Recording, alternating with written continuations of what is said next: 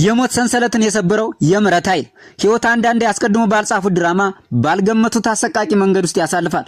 ፀሐይ ሳትጠልቅ ቀኑ ጨልሞ ተስፋ ሙሉ በሙሉ ተማጦ የሞት ጥላ በላያችን ላይ በሚያንዣበት ያ የፈተና ቀን ያ የፈተና ሰዓት የሰው ልጅ አቅም በሚዝልበት የመጨረሻው ምዕራፍ ያደርሳል።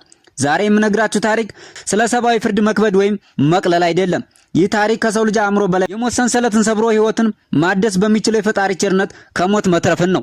በአረብ ሀገር በሰው መግደል ወንጀል ተጠርጥራ የሞት ፍርድ ተበይኖባት የእስር ቤት ግድግዳውን በእንባ ያረጠበችውን የእህታችን የሌይላ ነርሲቡን ታሪክ ነው።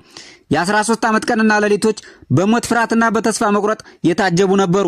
ነገር ግን የሰው ልጅ ተስፋ ቆርጦ ሁሉም አበቃ በሚልበት በዚያ የጨለማ ጊዜ ፈጣሪ አብሮን አለ። ከዛሬ 13 ዓመት በፊት ነበር ያቺ ወጣትና ገና የሕይወትን ጣም ማጣጣም ያልጀመረችው እህታችን በድንገት ራሷን በአሳፋሪ የነፍስ ማጥፋት ወንጀል ክስ ውስጥ አገኘች። ሂደቱ ረጅም፣ ውሳኔው ደግሞ አሰቃቂ ነበር። የሰው ልጅ ፍርድ መዶሻውን አሳረፈ። የሞት ፍርድ ተፈረደ። ያ ውሳኔ ሲሰማ ልጅቷ ዓለም ተደበላለቀባት፣ ሰማይና ምድሩም ተገለባበጠባት። ወላጆች ልጃቸው በሞት ጥላ ስር መውደቋን በድንገት ተበሰሩ። ከልጅቷ በላይ የወላጆች ልብ በሐዘን ተሰበረ። የእስር ቤቱ በሮች በኃይል ተዘጉ። ከዚያ ቀን ጀምሮ እያንዳንዱን ቀን የምትጠብቀው ነገ ሰቀል ይሆን ወይ ነገ ረሸን ይሆን ወይ በሚለው የሞት ጭንቀት ነበር።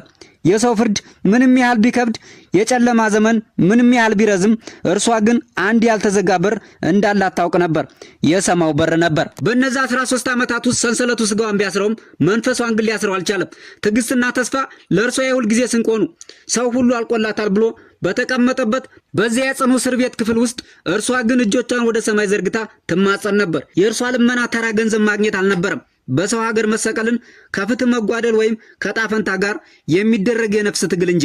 እንባዋ የእስር ቤቱን ወለል ሲያርሰው፣ ፈጣሪ ግን በዚያው ጨለማ ክፍል ውስጥ አብሯት ነበር። ዓመታት ነጎዱ፣ ሰዎችም ረሷት፣ እሷም አትመጣም ተባለ። እናም ያ የማይታሰበው ቀን መጣ። የሰው ልጅ ተስፋ በተሟጠጠበት ሰዓት ላይ የፈጣሪ ምሕረት ኃይል በድንገት ተከሰተ። የሞትን ሰንሰለት የሚበጣጥስ የብረት በሮችን የሚከፍት መለኮታዊ ትእዛዝ ወረደ። ከ13 ዓመት በኋላ የፀሐይ ብርሃን ፈነጠቀ። ያ የብረት ሰንሰለት ከእግሯ ላይ ተፈታ። ሲፈታ የተሰማትን ነፃነት በምን ቃላት መግለጽ ይቻል ይሆን? ይሁንና ከምንም በላይ ታላቁ ታምር ተፈጸመ። ሌይላ ከሞት ሰንሰለት ተፈታ። ከዛ ማዶ በናፍቆትና በእንባ ታጥበው በሚማጸኑትና በሚጠብቋት የወላጆች እቅፍ ውስጥ ገባች። ከ13 ዓመት በኋላ የእናትና የአባት እጆች ልጃቸውን መልሰው ሲያቅፉ ያቅጽበት የመከራ ማብቂያ ብቻ አልነበረም። የሞት ጥላ ተገፎ ሕይወት በአዲስ መልኩ የለበለመችበት፣ ተስፋና ትዕግስት ያሸነፉበት ታላቅ የክብር ቀን ሆነ። የፈሰሰው እንባ ሁሉ ታበሰ። የለበሱት የሐዘን ማቅም ተገፈፈ። ይህ ክስተት ለሷና ለቤተሰቦቿ ብቻ የተደረገ ታምር አይደለም።